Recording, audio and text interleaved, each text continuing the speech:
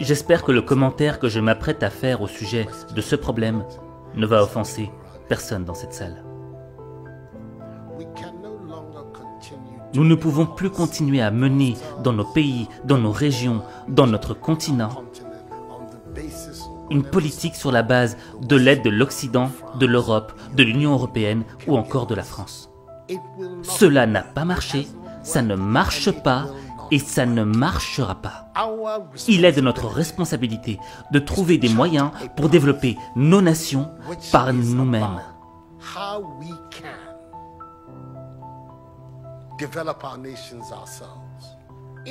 Ce n'est pas juste qu'un pays comme le Ghana, 60 ans après son indépendance, continue à définir son budget de l'éducation et de la santé sur la base des financements provenant du contribuable européen. Au stade où nous sommes, nous devrions être capables de financer nous-mêmes nos besoins de base. Nous allons considérer les 60 années à venir comme une période de transition, à l'issue de laquelle nous pourrons voler de nos propres ailes. Notre objectif n'est plus de compter sur ce que le contribuable français pourra nous donner. Nous accepterons cependant tout apport que le contribuable français pourra nous apporter à travers son gouvernement. Nous n'allons évidemment pas tourner le dos à tout apport de l'autre. Cependant, malgré tout ce que le continent a subi, le continent africain reste celui qui détient plus de 30% de toutes les ressources naturelles les plus importantes du monde. C'est le continent qui a de vastes terres fertiles et la plus grande population jeune.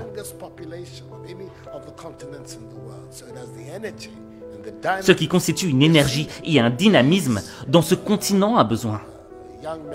Regardez ces jeunes qui font preuve d'ingéniosité pour traverser le Sahara et la Méditerranée.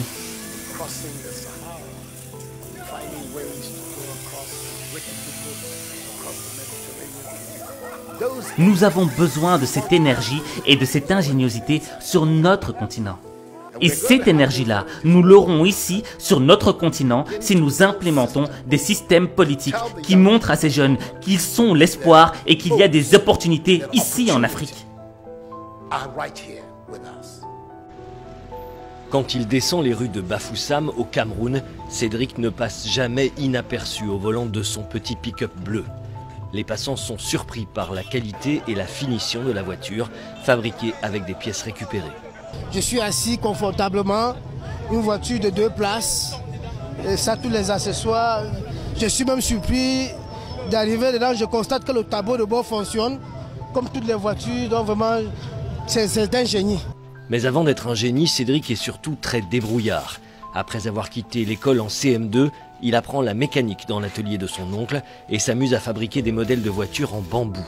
Un jeu d'enfance qui va devenir une passion. Cédric a investi 3 800 € dans cette création. Les phénomènes de migration ne sont pas nouveaux. C'est aussi vieux que l'humanité. Et cela s'explique par le fait que les gens quittent leur chez eux parce que leur pays ne leur donne aucun espoir.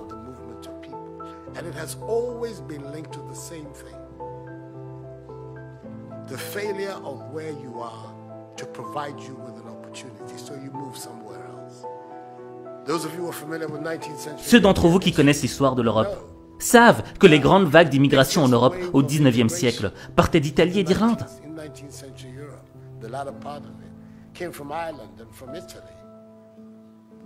Des vagues et des vagues d'Italiens et d'Irlandais ont migré aux USA à la recherche du rêve américain.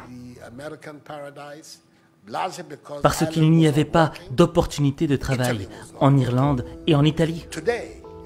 Aujourd'hui, vous n'entendez plus parler de cette immigration-là. Les jeunes Italiens et Irlandais restent chez eux. Nous voulons que les jeunes Africains restent eux aussi en Afrique.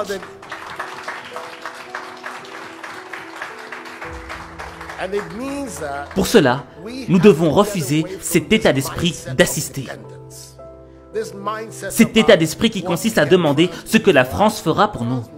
La France peut faire ce qu'elle veut de son propre gré, et si cela coïncide avec nos intérêts, tant mieux, comme on dit en français.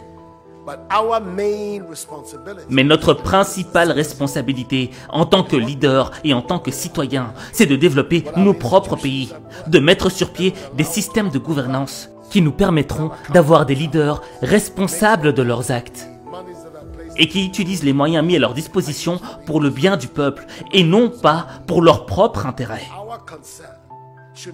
Notre préoccupation devrait consister à nous demander ce que nous devons faire pour éviter que l'Afrique ne continue à mendier de l'aide et à demander de l'aumône dans ce 21e siècle.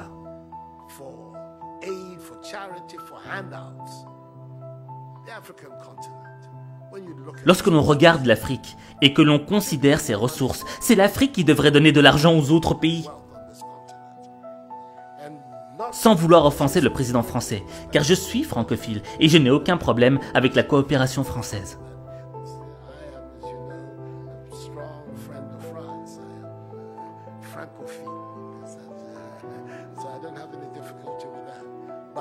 Mais notre défi majeur, notre part de responsabilité, devrait être de créer les conditions nécessaires afin que nos jeunes cessent de braver tous ces dangers pour aller en Europe. Ils n'y vont pas parce qu'ils le veulent, mais parce qu'ils pensent qu'il n'y a pas d'opportunité dans nos propres pays. Ces conditions, nous pouvons les créer si nous changeons cette mentalité de personnes qui dépendent des autres. Et si nous parvenons à nous débarrasser de cela, de cette mentalité d'assister, nous verrons que dans une décennie, l'Afrique émergera et on aura une nouvelle génération d'Africains. Et à ce moment, les indépendances dont on a parlé pendant la période dite de l'indépendance deviendront réelles et effectives. J'espère qu'en disant cela, je n'offense personne dans l'assistance. Ceci est ce à quoi je crois fermement. C'est pourquoi le slogan de mon mandat est « Nous voulons construire le Ghana sans recours aux aides ». Un Ghana qui est indépendant, un Ghana qui se suffit, un Ghana qui vole de ses propres ailes. Nous pouvons le faire si nous avons le bon état d'esprit. Monsieur le Président, voilà la contribution que je veux apporter.